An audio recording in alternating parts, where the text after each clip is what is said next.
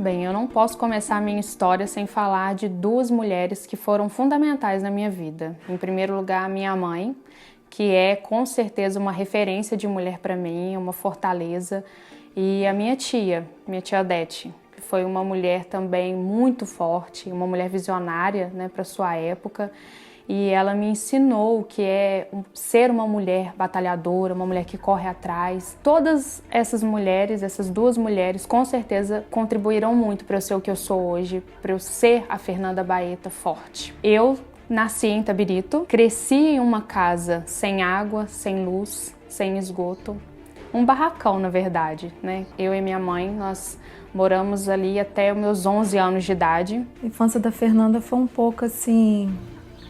Foi um pouco difícil. Eu já separada, a Fernanda estava novinha, com uns 3 anos de idade. O bom é que ela tem uma tia, né?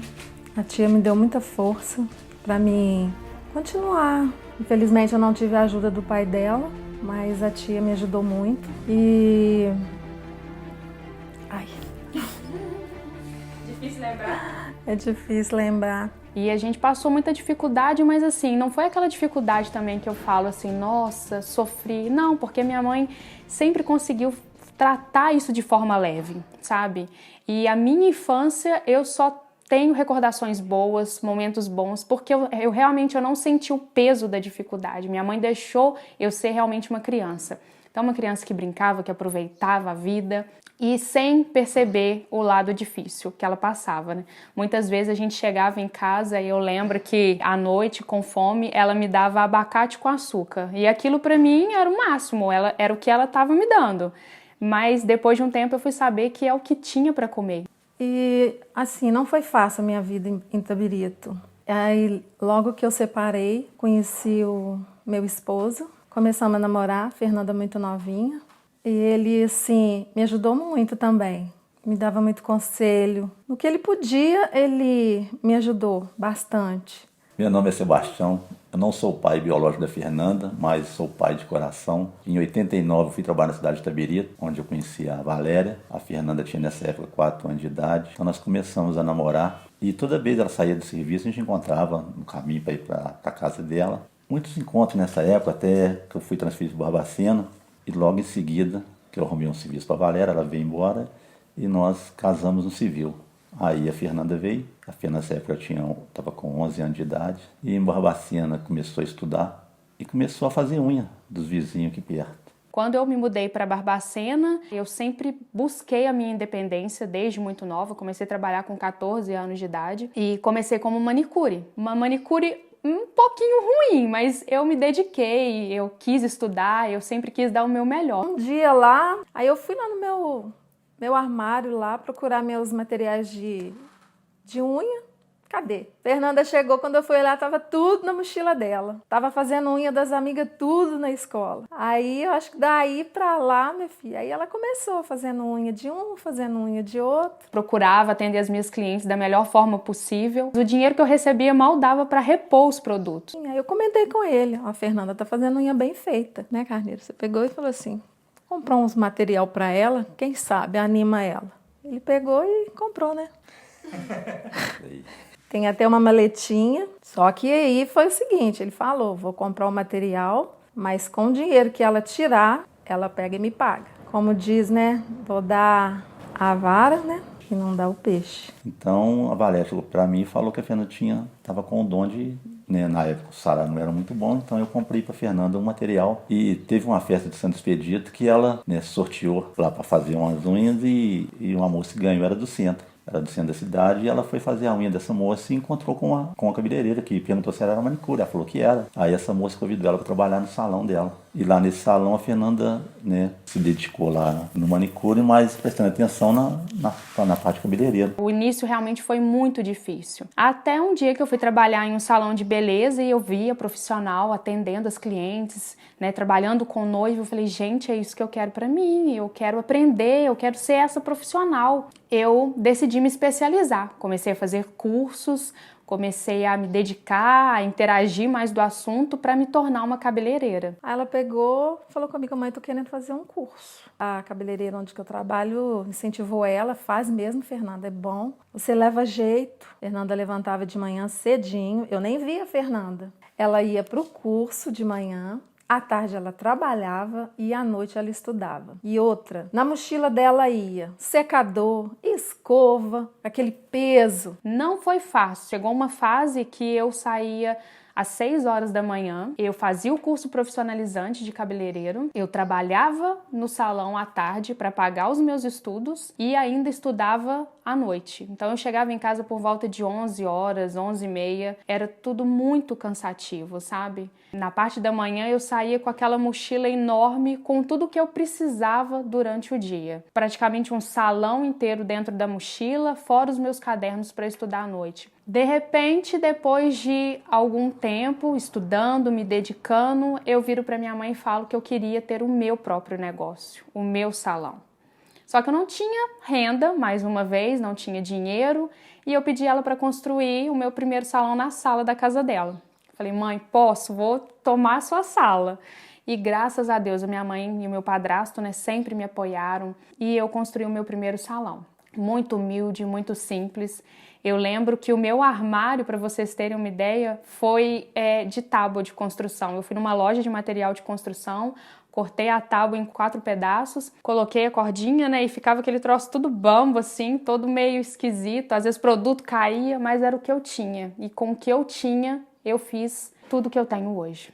Então a Fernanda pediu para construir salão, eu tinha o espaço, então foi cedido o espaço e eu tirava, né, o material no cartão, tirava o material e ela me pagava. Ela foi pagando aos poucos, teve que fazer a primeira parte, depois ela já com mais empenho conseguiu fazer a segunda parte do salão também. E assim foi, assim que surgiu o salão dela. Conseguiu fazer o salão que hoje é o salão de referência em Barbacena. Comecei a construir o meu salão do lado da casa da minha mãe. Mais uma vez o meu padrasto me ajudou, cedeu o quintal da casa dele e eu comecei a construir. Só que assim, o dinheiro também era pouco, porque o dinheiro que eu ganhava era de unha, eu cobrava muito barato na época. Então nessa época o meu padrasto foi fundamental, porque ele ia nas lojas, passava o cartão, passava cheque e deixava eu pagar conforme as minhas condições, né? A Fernanda sempre pensou alto, ela estava ali fazendo cabelo, mesmo fazendo cabelo ela ainda fazia unha, só que parecia que não era a área dela, ela queria mais. Aí um dia ela ainda falou comigo: mãe, eu tenho uma vontade de arrumar noiva, quero pôr banheira, quero fazer um spa. Aí eu ainda ficava meio assim, né? Fernanda do céu, é muita responsabilidade pegar uma noiva para arrumar, Fernanda. É muita responsabilidade. Ela falou assim: mas eu dou conta. Só que a minha mãe tinha muito medo. Ela era muito insegura. Ela falava: não, minha filha, se isso não der certo, ser cabeleireira é muito complicado, é muito difícil e tal. Só que eu sempre fui muito objetiva, eu sempre tive muito foco, sabe? Eu sou aquela pessoa que quando coloca uma coisa na cabeça, ninguém me para, ninguém me segura. E eu falei: eu vou ser cabeleireira. Não foi fácil ganhar credibilidade.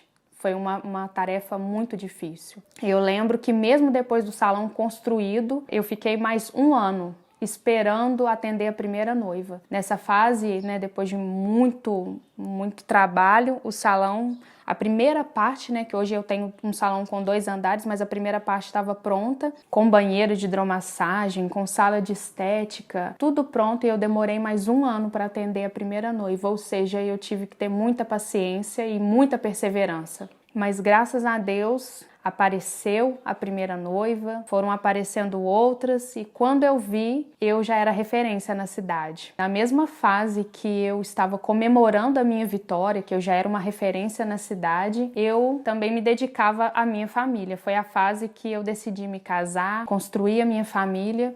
No ano de 2010, eu me casei. Pouco tempo depois, uns 3 anos, né, eu engravidei. Também não foi uma fase difícil, porque ser mãe foi o meu maior sonho. E eu tive um pouco de dificuldade para isso, né? Eu esperei 3 anos para conseguir engravidar. Com certeza, ter o Davi foi o ápice na minha vida.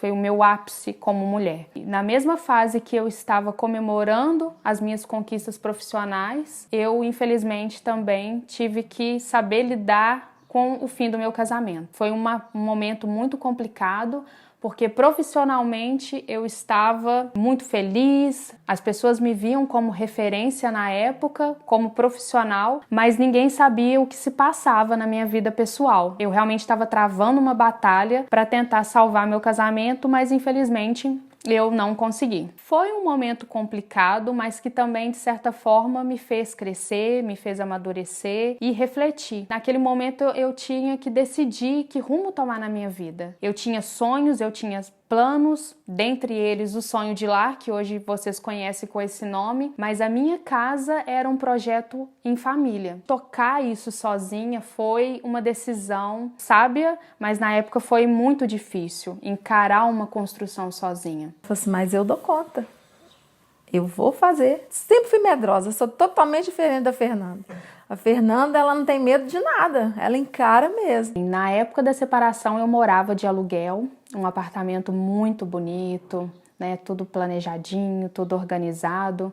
E era muito cômodo para mim morar naquele local. Ficou aquela dúvida, né, por um bom tempo, uns 3 anos, eu fiquei pensando, e agora, o que eu faço? Vendo a minha casa, compro um apartamento, desisto do meu sonho, que era a minha casa, porque ela foi toda planejada, projetada, do jeitinho que eu pedi. E aí eu decidi encarar. Eu falei para minha mãe que eu ia realmente mudar para a obra, mesmo elas estando toda aberta, mesmo só o meu quarto estando pronto, porque eu sei que não ia ter outra maneira de eu conquistar o meu sonho. Era muito difícil pagar aluguel, cuidar de uma criança, escola, era muita responsabilidade e ainda arcar com uma construção. Eu não tinha condição para isso. Quando foi um dia, ela cismou de deixar esse apartamento para mudar para a obra dela.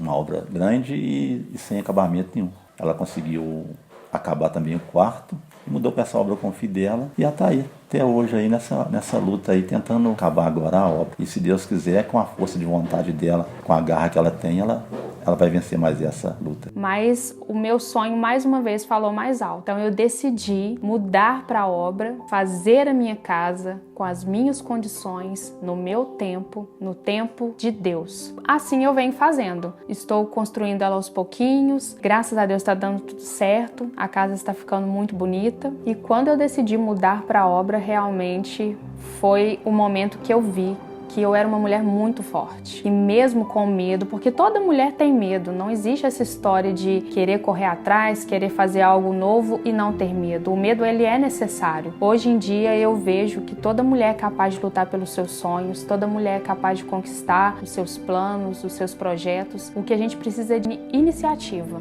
Essa é a palavra, iniciativa, porque o medo, ele sempre vai existir.